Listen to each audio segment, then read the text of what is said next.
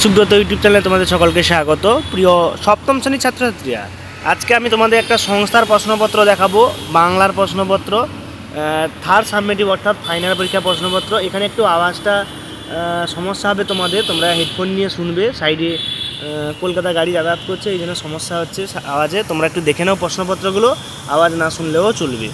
তো দেখো, প্রথমে একের দাগের 10টা এমসিকিউ প্রশ্ন দিয়েছে। সেই 10টা এমসিকিউ প্রশ্ন তোমরা করবে। এর অ্যান্সার শিট আমি কিছুক্ষণ পর নিয়ে আসছি, অ্যান্সার শিটটা আলোচনা করব।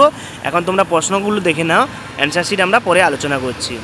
তো দেখো 2 নম্বর পেজে 6 থেকে শুরু, একের দাগে 6 থেকে শুরু হচ্ছে। তো এখানে দেখো প্রত্যেকটা প্রশ্ন দিয়ে দিয়েছে, প্রত্যেকটা সুন্দর করে। এগুলো যেসব স্কুলে হাতে প্রশ্ন হয় সেগুলো থেকেও এগুলো অনেকগুলো কমন আসে।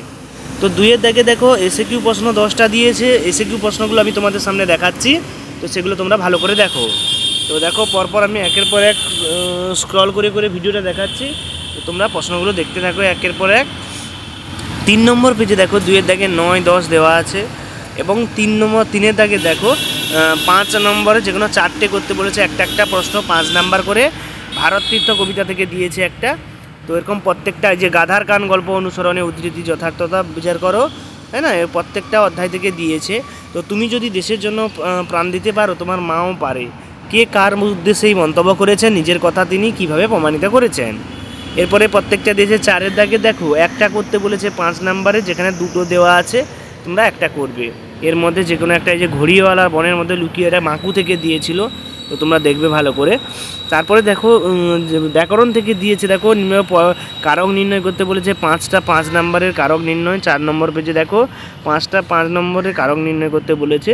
তারপর দেখো বাক্যে প্রয়োগ করো, বাগধারা লিখতে বলেছে, যেমন ভূতের বেগার, বিনা মেঘে বজ্র, টাকার কুমির, ষাঁড়ের গোবর এবং বক ধার্মিক।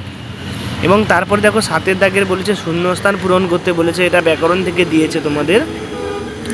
তারপরে শেষে দেখো 8-এর দাগে দিয়েছে একটা, যে কোনো একটা প্রবন্ধ রচনা লিখতে বলেছে 10 নাম্বারের। তো তোমাদের এখানে 3টে যে প্রবন্ধ দিয়েছে, তোমরা এর মধ্যে যে কোনো একটা করবে।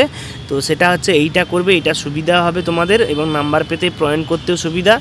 এগুলো লিখতে যথেষ্ট বুদ্ধিমত্তা লাগবে, এবং তোমাদের না প্র্যাকটিস থাকলে এগুলো লিখতে পারবে না। কিন্তু এটা যদি না করেও যাও তোমরা, পরিবেশের উপর জীবনের প্রভাবটা, তুমি পরিবেশের জন্য কী কী করতে পারো, বায়ু দূষণ, জল দূষণ, বিভিন্ন রকম রোধে তোমার ভূমিকাটা কী হবে। তো এই ছিল তোমাদের টোটাল প্রশ্নপত্র 7-এ। এরকম 7-এর সমস্ত প্রশ্নপত্র পাওয়ার জন্য চ্যানেলটিকে সাবস্ক্রাইব করো, লাইক করো, শেয়ার করো। সকলকে ধন্যবাদ, দেখা হচ্ছে পরের ভিডিওতে।